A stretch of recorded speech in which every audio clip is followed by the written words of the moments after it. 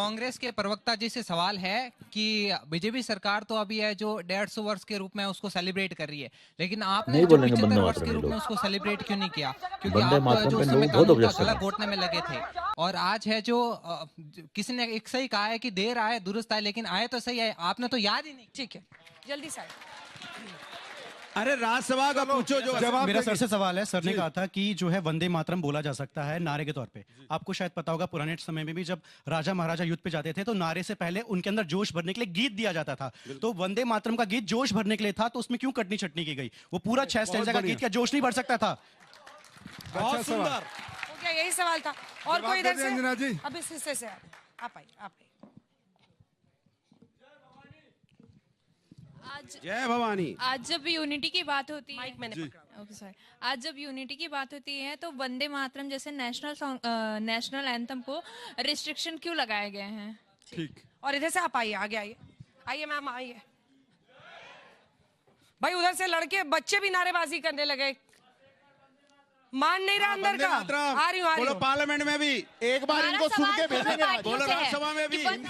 सवाल सुनिए। अरे भदौरिया जी, दोनों पार्टियों से है कि वंदे मातरम बोलने में और ना बोलने में क्या दिक्कत है, और वंदे मातरम में जो काटा गया है, जो शब्द या जो भी लाइनें हैं, वो क्यों काटा गया है? अब बोलिए, बहुत बढ़िया। बोल रहा हूँ, आप बोलिए। बोल रहा हूँ। देखिए मैंने इनसे बोला साफ साफ। अच्छा, एक आखिरी सवाल उधर से, एक आखिरी सवाल उस बच्ची से। क्या ये वंदे मातरम बोलने से जो हमारे देश के प्रति प्रेम है वो कम हो जाएगा? बिल्कुल बिल्कुल सही। किससे पूछ रहे हैं ये तो बताइए आप लोग। आइए जल्दी से। कौन कौन यहाँ नारा लगा रहा था? मेरा कांग्रेस के स्पोक पर्सन से क्वेश्चन है, नेहरू जी की क्या मजबूरी रही होगी या किसको खुश करना था कि उन्होंने 1937 में वंदे मातरम के 5 स्टेंजास को काटा था? बहुत बढ़िया। लिख के लाए हो? गूगल किए हो? क्या किए हो? मैम एक्चुअली हम लोग अगर भारत में रहते हैं तो वंदे मातरम बोलने में शर्म किस बात की है? गुड, बहुत बढ़िया, बहुत बढ़िया। और मेरी क्वेश्चन है कि वंदे मातरम बोलने में क्या कोई धर्म विशेष को समस्या है? किसी को जवाब दे दो। करवा दिए यार देश का, और क्या? मैम वंदे मातरम हमारे देश की आजादी की लड़ाई की रगों में दौड़ता था, फिर आज इससे किसे एलर्जी हो रही है? बस क्या बात है, क्या बात है। खड़े हैं एलर्जी वाले। कितने लोग, मैं आ रही हूँ, 2 सवाल उधर से भी लेने दीजिए। अंजना जी, कितने लोग हैं जो ये मानते हैं कि वंदे मातरम को लेकर अगर ये मनाया जा रहा है जश्न तो ये अच्छा है और इस पर चर्चा होनी चाहिए? कितने लोग ये मानते हैं? हाथ उठाइए। चर्चा का विषय? यस मैम, इस पे चर्चा ही नहीं होनी चाहिए। ये हमारे देश का गीत है, इसे सबको बोलना चाहिए। एडवाइजरी है आपको, आपके ऊपर है बोलना नहीं बोलना। मैं तो बोलूंगा, मैं भारत का नागरिक हूँ। जय हिंद, जय भारत। बिल्कुल एक्चुअली बिल्कुल। एक्चुअली हर कोई धर्म बोल सकता है, लेकिन बीजेपी ने ये ठेका नहीं ले लिया है कि वो हर किसी की नागरिकता का प्रूफ मांगे कि वो हिंदुस्तानी है या नहीं है।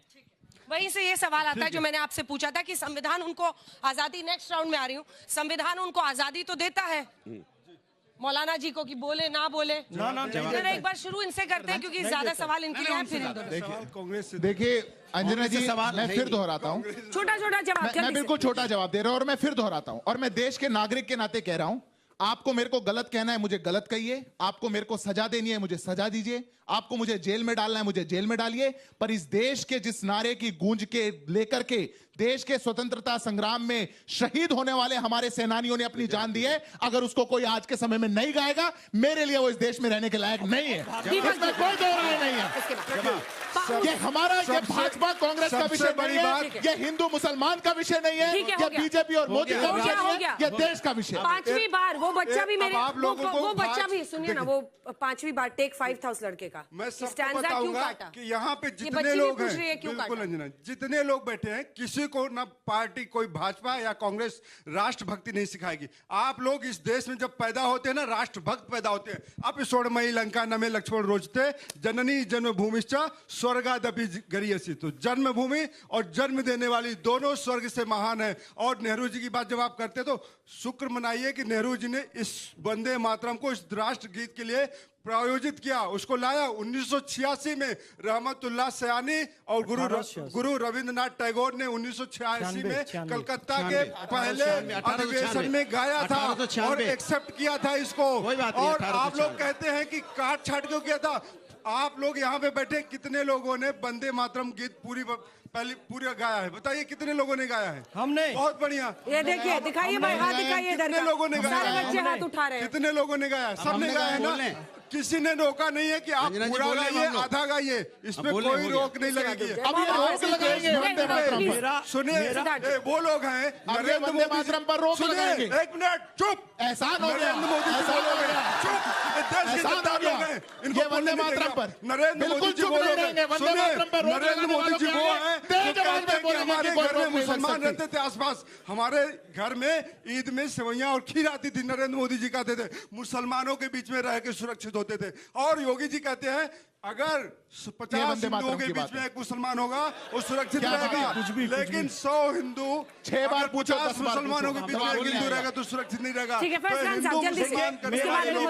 वंदे मातरम के नाम पे गुरुदेव। भैया 1896 में कांग्रेस के अध्यक्ष रहमतुल्लाह सियानी जी थे, पूरा वंदे मातरम गाया गया था।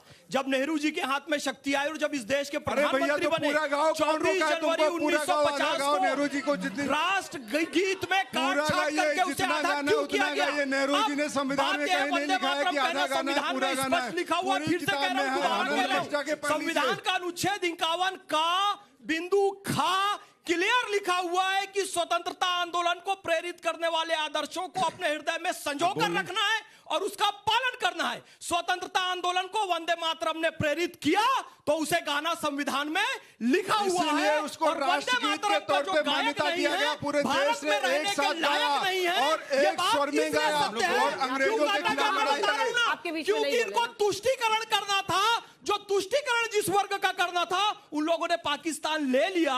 उसके बाद भी यहाँ क्यों तुष्टीकरण कर रहे हो? पूरा वंदे मातरम गाने क्यों नहीं दे रहे हो? उसमें काट छाट क्यों कर रहे हो? इस प्रश्न का उत्तर आपको देना होगा। अंजना जी के प्रश्न से लेकर सारे युवाओं का प्रश्न, वंदे मातरम अब हम बोल रहे हैं क्यों की? अच्छा ठीक, देखिए सवाल ये, अरे एक मिनट में बात हो जाए। पाकिस्तान कब जाएंगे? इनको अरे मेरी बात सुनो, अरे बात जल्दी से प्लीज, फिर के चक्कर में केरल में कांग्रेस ने को हत्या की है। क्या बात कर रहे हो आप लोग? पाकिस्तान ये तो बगल वाले आपको पाकिस्तान भेज रहे हैं, ये तो पाकिस्तान भेज रहे हैं आपको। जा नहीं रहे आप और कह रहे हो कि नेहरू जी ने तुम्हारे चक्कर में नहीं आएगा। नेहरू जी की है रहमतुल्लाह सियानी वाला जो था ना 1896 में, पूरा आपको चाहिए वंदे मातरम। बंकिम चंद्र चट्टोपाध्याय वाला पूरा आपको चाहिए। पाकिस्तान भेजेंगे तुम्हारे पड़ोस में जो खड़े हैं। देखिए सवाल इस बात का है कि किसी ने यहाँ पे पाकिस्तान का नाम नहीं लिया, किसी ने पाकिस्तान का नाम लिया है तो उसने लिया है। हाँ क्यों लिया है? सुनिए क्योंकि तुम लोगों ने बीच में नहीं बोला, रुको भाई, और मैं बोलूंगा। रुको, नहीं अंजना जी चुप कराइए, मैं इनसे ज्यादा बोल सकता हूँ। ये क्या बात हुई? अरे चुप रहो भाई, नाटक मत करो, चुप हो जाओ, मैं आपके बीच में नहीं बोला। अच्छा नाटक मत करो, चुप रहो ना। अरे अंजना जी चुप कराइए, क्या बात है ये? अरे चुप रहो ना, मैं आपके बीच, अरे चुप रहो। ये वो लोग हैं जब तक पाकिस्तान का, अरे चुप कराइए, क्या अंजना जी किस लोगों को बुलाते हो आप? जाहिल हो क्या? मैं आपके पीछे बोला नहीं, बेकार बात कर रहे हैं। अरे चुप रहो भाई, मैं आपके पीछे बोला नहीं, हल्ला मचा रहे हो। ये अरे चुप रहो ना भाई, जाहिल पना मत करो भाई। देखिए ये वो लोग हैं वंदे मातरम जो का बार नहीं है। ठीक है फैज खान साहब, इसको बुला लिया है। फैज खान साहब, देखिए ये वो लोग हैं जानबूझ के, सबने यहाँ पे बोला वंदे मातरम, आपने भी बोला, हमने भी बोला, इन्होंने बोला, सबने बोला, एक मिनट, सबने बोला वंदे मातरम। एक मिनट रुको ना, मेरी बात होने दीजिए, मेरी पूरी बात होने दो। अरे पूरी बात होने दो, उनके लिए सोच लो। वंदे मातरम सुनिए, मेरी बात सुनो ना। अरे बात होने, आप बताइए ये कैसी डिबेट है? बात होने दो ना, अरे बात होने दो भाई, वंदे मातरम मेरी, अरे बात होने दो, अरे मेरी बात सुनने दो, पूरी बात, अरे बात सुनो ना भाई, अरे मेरे बच्चे सुन लो, सुनो। अब सवाल ये है कि वंदे मातरम, अरे एक मिनट को बात ऐसे अंजना जी कैसे बात होगी? ये तो गलत बात है। अच्छा ठीक है फैज खान साहब, अब हो गया, प्लीज फैज खान। अंजना जी मेरी बात नहीं होगी तो कैसे? वो लड़का बार-बार अरे कुछ क्यों ना अंजना जी, ये गलत बात है, मैं अपनी बात पूरी नहीं कर पाऊंगा। आप ही से सवाल है, आप ही से। मैं ये कह रहा हूँ, हमारी पार्टी जो है, हमारे सबने, इन्होंने भी बोला, उन्होंने भी बोला, और इनकी पार्टी के इन दोनों लोगों ने बोला वंदे मातरम, इन्होंने क्यों नहीं बोला? अच्छा अब सुन लो ना, अब हो गया। अच्छा अब हो गया ना, अब बात पूरी होने दो। जगह पे जाइए, जगह पे जाइए। बात, अरे चुप कराइए ऐसे। अब हो गया, चुप हो जाओ, बैठ जाओ। अरे बच्चे बैठो आराम से, देखिए सब आराम से, ठंडा। अरे सवाल पूछा भाई, क्या डिबेट है? जब हमारे पुरखा युद्ध लड़ने जाते थे, हमारे जितने भी बड़े बुजुर्ग हैं, वो जय भवानी, जय वंदे मातरम सब बोल के जाते थे। इनका क्या बोलते? अच्छा एक मिनट, हो गया, एक मिनट, अंजना जी, अंजना जी, अंजना जी, ये तो अन्याय है ना। अगर हम लोग बोलने को खड़े हुए हैं, बोलने नहीं देंगे, उनको बुला लिया बोलेंगे। अंजना जी, ये तो गलत बात है। हम लोग, अंजना जी देखिए, गलत बात है, ये गलत बात, अन्याय है। वो पूरा बोलेंगे, हम लोग बोलने जाते हैं, आप उधर चले गए, इधर चले गए। जवाब देना है, नहीं देना है। हम लोग अपनी बात करना, नहीं, हम लोग अपनी बात कहना चाहते हैं। नहीं, सवाल ये है, हमने एक मिनट में बात पूरी हो जाए। अब उनको भदौरिया जी को बोलिए। एक बात, अरे भदौरिया जी को बोलिए। एक बात आपको बता दूं, आप मोहब्बत से बात करो, घमंड से नहीं। पहली बात, एक मिनट सुनो, सुनो सुनो सुनो, बैठो। अरे आराम से, आराम से, आराम से। मैं घमंड से बात नहीं कर रहा। सुनो, अगर आप बंदे, तुमने कैसे कह दी, आप मैं भी इन्होंने बोला, सुनो, मैं जवाब देता हूँ तुमको। इन्होंने बर्दाश्त नहीं करता किसी का। बैठ जाओ। ये ऐसे खड़े हुए, इन्होंने बोला, नहीं बोलूंगा, जिसमें दम है मुझे निकाल के दिखाओ देश से बाहर। अगर ये वंदे मातरम ना बोलेंगे तो हमारा अधिकार है इन्हें देश से बाहर निकालने का। हाँ चलो ठीक है, निकाल देंगे। अब सुनो, नहीं नहीं, अब I will not allow this. Please wait, I will stop clapping. I will not allow this. Please sit down. Please sit down. अब मैं सीरियस नोट पे आप लोगों को बोल रही हूँ, just calm down. मेरे ख्याल से इस तरह की डिबेट ना मैंने 14 साल में की है और ना कभी करूंगा। सुनिए, जहां तक वंदे मातरम का सवाल है, जहां तक वंदे मातरम का सवाल है, वंदे मातरम का होता है जमीन को पूजा करना। हम अपने रब को पूछते हैं और हिंदुस्तान की जमीन पर सजदा करते हैं। इससे ज्यादा जवाब हम नहीं दे सकते। जिस जमीन पे माथा टिकाते हैं उसकी जय नहीं बोल सकते। आपने राज्यसभा में वंदे मातरम बोलने से हमें क्यों रोक रहे हैं आप? हम अगर कोई बात हमें नहीं अच्छी लगेगी तो हम वंदे मातरम कह के चले जाएंगे। आप वंदे मातरम से मुझे रोकना चाह रहे हो, मुझे ज्ञान दे रहे हो कि वंदे मातरम बोलना चाहिए। हम तो बोल ही रहे हैं, आप बोलने से क्यों राज्यसभा में रोक रहे हो? सवाल ये है, तो आप क्या देश में रहने लायक हो? मैं जवाब दे दूं? हाँ, मैं जवाब वो बोल रहे हैं, उसके बाद जवाब लूंगी आप दोनों। एक लाइन देखिए, मैं एक लाइन नहीं उस पर बोलेंगे। मैं एक छोटी सी गुजारिश करूं। सुनिए झा साहब, मैं 14-15 साल हो गए मुझे टीवी की दुनिया में। मैंने अपने देश के खातिर हमेशा खड़ा रहा हूं, लेकिन फैज साहब आपसे हाथ जोड़ के गुजारिश है, बिल्कुल आप बेशक देशभक्त हैं, इसमें कोई शक नहीं। कहां देशभक्त, लड़ाई लड़ा रहे हैं? देशभक्ति पर आपकी कोई शक नहीं, लेकिन खुदा के वास्ते इस मुल्क के लोगों को अपनी छोटी सी टीआरपी के लिए मत भड़काइए लोगों को। खुदा के वास्ते देश के टुकड़े किया मैं नहीं चाहता हमारे हिंदू मुस्लिम भाइयों में किसी भी तरीके की बात नहीं है। इसके बाद मौका दूंगी आपको, मौका दूंगी, रुक जाइए, लेकिन कंप्लीट मैं नहीं चाहता। और आपसे मैं रिक्वेस्ट कर रही हूँ, can you address the audience and me? क्या है, आप उनसे क्या सड़क पे थोड़ी खड़े हैं? चैनल में चेहरा मिलाने के लिए कर रहे हैं, अपने मुल्क का हमारा इन लोगों ने, और अभी तक यही सब बात कर रहे हैं। हम टीआरपी के लिए कर रहे हैं क्या? ये वंदे मातरम बिल्कुल टीआरपी के लिए कर रहे हो, नहीं बोले, बिल्कुल टीआरपी के लिए कर रहे हो। मैं जवाब दे, बात खत्म हो गई। नहीं, अगर भक्ति होती तो आप बोलते राज्यसभा में से हटाइए शब्द। मुझे पता है नहीं बोल पाए, राज्यसभा से शब्द को हटाइए। ये टीआरपी चल रहा है, राज्यसभा से शब्द हटा जा, नहीं बोल पा रहे। और बुजुर्ग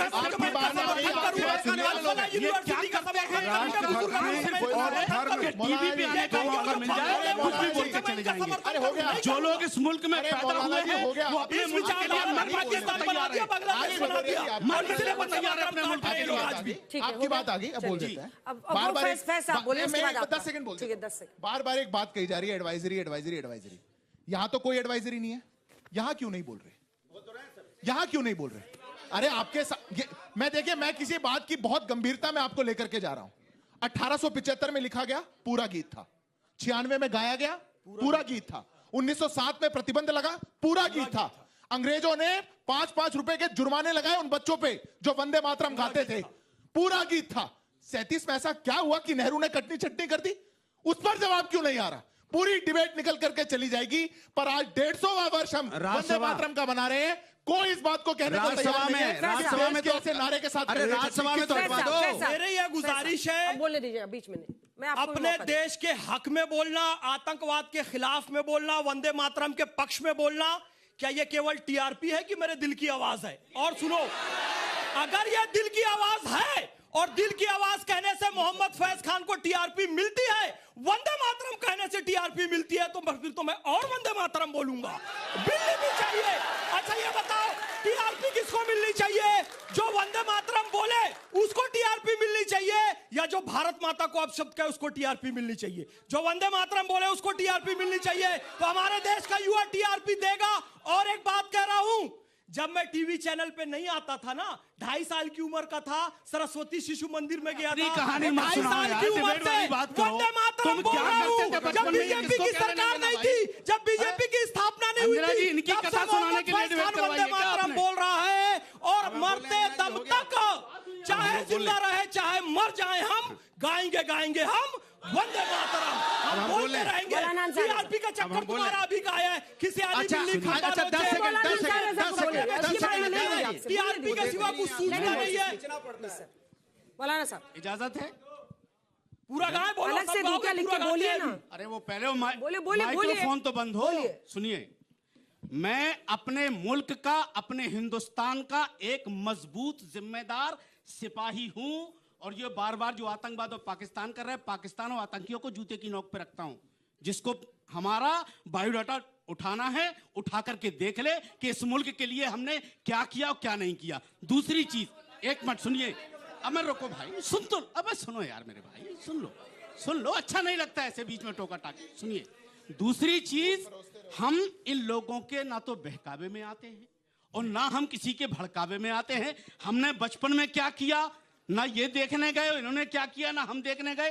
टीवी पे हमारे लिए डिबेट नहीं हो रही है, डिबेट हो रही मुल्क के लिए। हमारा एक सवाल है कि भाजपा ने अगर वंदे मातरम इतना आप कह रहे 65 में 75 में ये हुआ, तो फिर सिर्फ लफ्ज वंदे मातरम जो 65 लफ्ज हैं, उसमें वंदे मातरम को क्यों बैन किया गया? अच्छा, बस इतना बता। अच्छा, मेरा सीधा सा सवाल है, अभी वो कह रहे थे मैं बड़ा राष्ट्रभक्त हूं, हमने सब वंदे मातरम कह रहे हैं, डंकी की चोट पे वंदे मातरम बोलते हैं, लेकिन मेरी बात सुनो, मैं अपनी बात कर रहा हूं। तो हम लोग डंके की चोट पे वंदे मातरम बोल रहे हैं। मैं इनसे पूछना चाहता हूं, कभी इन्होंने एक बार भी सवाल उठाया है कि एयर पॉल्यूशन इतनी वजह से है जिसकी वजह से लोगों के फेफड़े यहां सड़ रहे हैं? कभी इन्होंने सवाल पूछा है भारत माता की जय बोलने वाले जो हमें सिखा रहे हैं, इनसे पूछा कभी कि बच्चों के फेफड़ों के बारे में बात की? कभी इनसे पूछा एसआईआर के बारे में, बीएलओ की मौत हो रही, कभी बोला? कभी इन्होंने बोला में जो हमारी बहनें शहीद हो गई, कभी इन्होंने आवाज उठाई?